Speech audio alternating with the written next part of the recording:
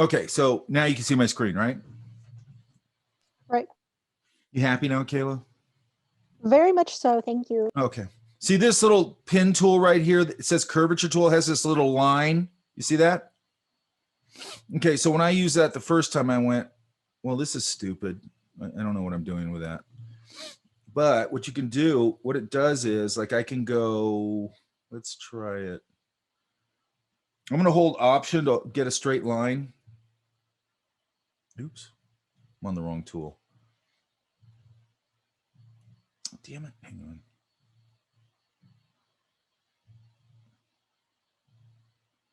And I'm just going to these points. Oops, I don't want that. Okay. Hold my option key. Straight line, straight line, straight line.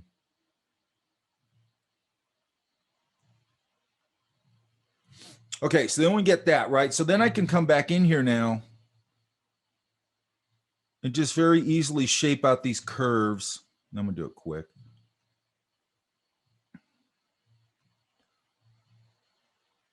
And what's cool about it is you can come in here. I'm doing these are pretty easy. I could come in here and adjust this a little more. So this one, it's a more severe curve, so I can come in here and start it like maybe there. Then I can come up here and grab another, it'll just automatically start working with me to make this curve correct. This one I should be able to just pull down. And then this one, I don't know why that curved. It shouldn't be doing that, but I'm not going to worry about it right now. Does that make sense? Mine's sloppy, but you get the point. Yeah? Yep. Pretty cool tool. See how that's sloppy right there? It's pretty hard to be sloppy with that tool, to be honest. I'm just doing it really fast because I think it's pretty simple. So you hold option, it'll give you straight lines, right? Then you can just go in and pull those lines. It's really handy, especially if I was doing like something like this. If I like hand drew a logo or something like that real quick, and I could just cell phone it, pull it in here, do that and start pulling all my curves together. Yeah. Another thing I could do here is if I go, well, mine's sloppy. I could come in here probably. Let's say that this side right here looks a little better. I could probably come in here and I wouldn't, you shouldn't do it this way because I just did it sloppy, but I'm just saying sometimes I'll do things like this, or I'll go Pathfinder, punch it.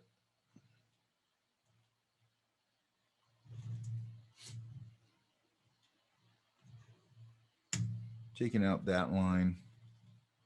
Go here to my reflect. I'm gonna go right on this point right there. And now I know both sides are totally symmetrical, right? Now, another thing, see that? How they're not connected?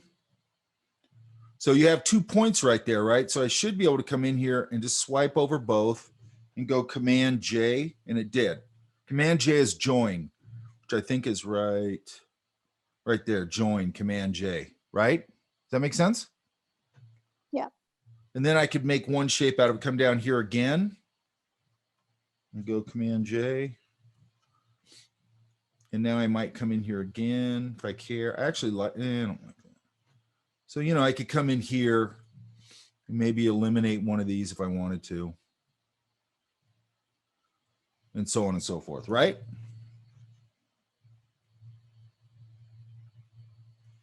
So now it's totally symmetrical. Make sense?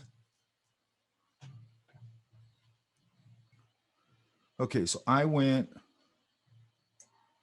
just went on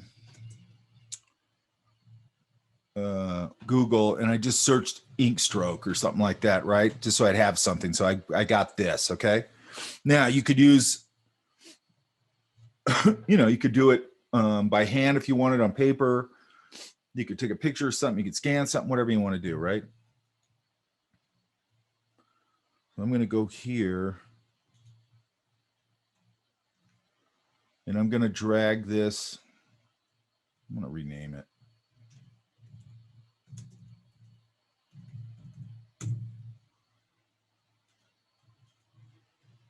I'm going to shrink it because this is too big. Maybe I'll go, I don't know, maybe there.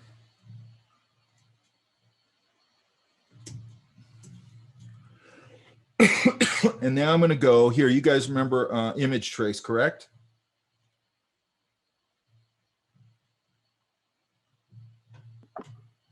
Yes.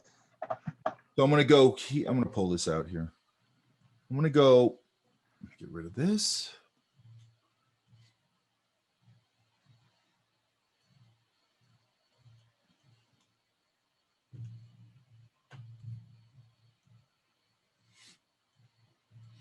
And I'm going to go drop this down. Remember this, you got to go ignore white right there. Then I'm going to go preview. And if I like that, that's fine. If I not, I can tweak it a little bit here. I've got it on black and white. I don't need color on this. I want to get a little more stuff in there. Hang on. That's fine. Then I'm going to go object, expand. There it is. And now I have that, right? So now it's no longer a rasterized image. It's now, what do you call it? Vector image, right? Right. Now I'm going to go here to brushes. I'm just going to drag it into this palette and set it's scatter brush, art brush. I want to go art brush. And then I get this dialog. One of the things I want to change right here is it has fixed. I want to go to pressure. I don't think I usually, sometimes I change these, sometimes I don't. And then these are just things, you know, you can play around with these, flip along this axis, overlap. And then you can play around with these. We'll talk about those a little later. I don't want to talk about them yet. Direction, scale proportionally, stretch to fit stroke length. Play around with all those because that's what I want you to do with this, okay? And I'll talk a little more about what all of them do later. But right now, I just want to keep this simple. So now, you know,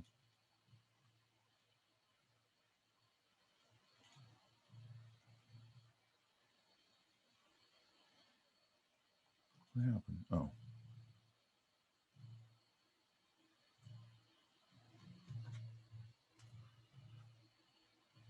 Okay. So now I'm going to go to my brush, go to my stroke, make sure it's got black. I don't care about this anymore. Go to my brushes. There it is.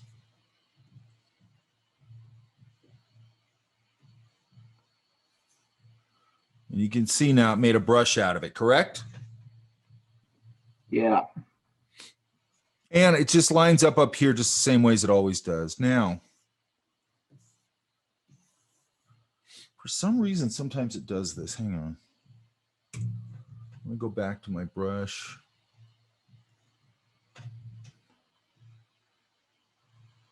Let's try scale proportionally.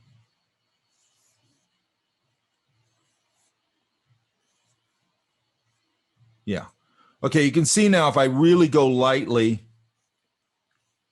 it's going thinner, and if I lean on it, it's getting pressure sensitive, right? Now it's not going really heavy from one end and then thinning out to the other. We'll talk somewhat about that later. But you can see though, if I go really light with it, it will make like a lot thinner strokes and things like that. It's a pretty handy thing to be able to do.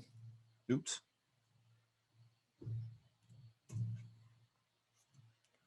Let's see. Let's try something here. I don't think I've ever done this.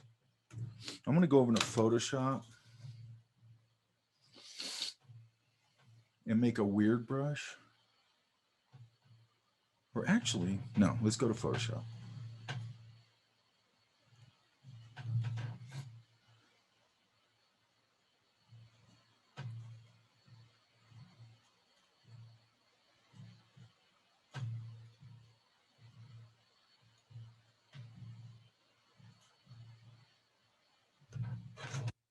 I'm just going to make something.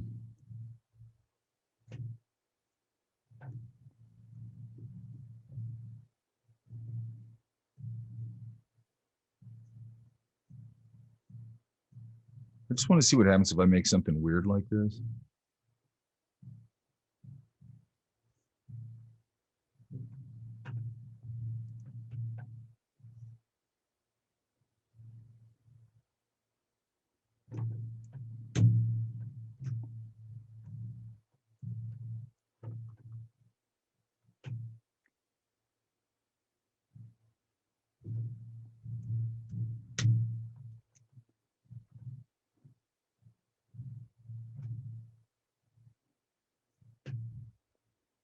There it is.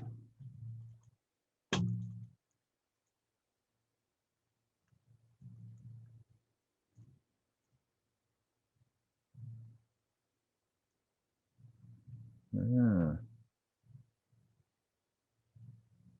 Bet you it's not going to let me do it because it's got too many gradients in it. So I'm going to try something here. Hang on.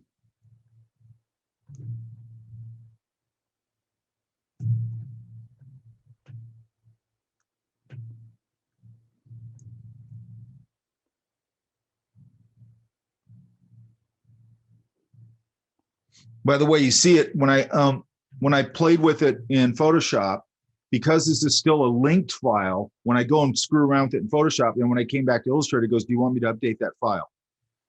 Right, to what you just did. Okay. If it's embedded, it's not going to do that. Okay. Has to be a linked file. If you're still playing around with it, you got it placed in Illustrator, and you're going to still play around with it in Photoshop or whatever, make sure that it's linked. You kind of want them linked anyway when you're working. But that way, every time you go over and tweak it, it's just going to go, "Do you want me to update it?" And you just updates it. You don't have to keep putting it back in, right? Which becomes pretty important if you're working on something where it's placed, and then it's going to, place it back in the middle. It's not going to be where it originally was. So it just, in your workflow, it's going to be a lot better. Okay. Because a lot of times you're going to be working between the two. So let's see if it'll let me do it now. Yeah. See, now it'll let me do it. It wouldn't let me do it with any,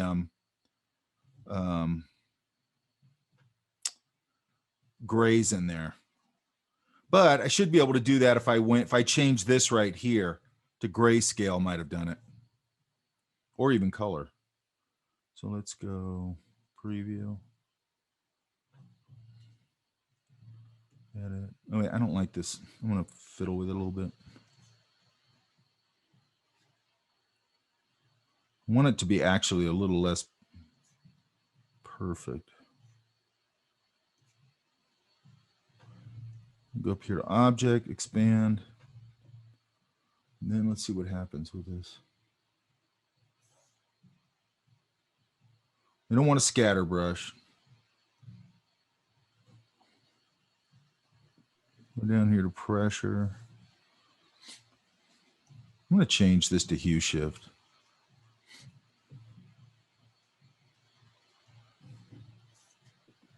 What's the difference between scatter and art brush? A scatter brush does just that. It sort of just scatters a bunch of stuff. Okay.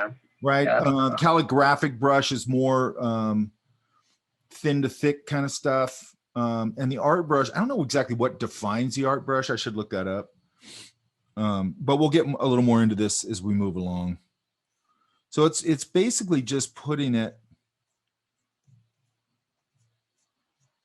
It's really just following direction. So let's go, which could be okay if I wanted to use it for like foliage or something. Let's go scale. Let's do this. Let's do preview. And it's previewing in my actual file there. I like it thinner. These are a little more messed up, which I kind of like. Let's see what happens there. I like that better, actually. Scale proportionally. I like that. I'm going to do scale proportionally. You can see how it flips the axis right here. Okay. Or this way. Just flipping the axis. Overlap, I always forget about. Let's try that. And direction, we'll keep it the same. Now I want to say, now it's asking me, do I want to apply this stuff that I just changed to all the strokes I already made? And I'm just going to say, yeah, why not?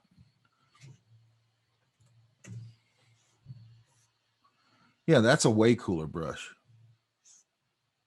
I like that one a lot. Yeah, it's cool, right? And this one's actually behaving pretty nicely with the pressure. So if I go hardly any pressure, it's doing that. More pressure, it fans out. Does that make sense? What I love about doing this is you can try all types of different shapes, and sometimes you'll just land on something and go, oh man, that's a good brush. You know what I mean? So that's hardly any pressure, more pressure. So again, I might have some foliage here. Maybe I got a big golden field out here. And just in the foreground, I got some wheat stalks that are right in the foreground. This brush would work pretty nice. Does that make sense?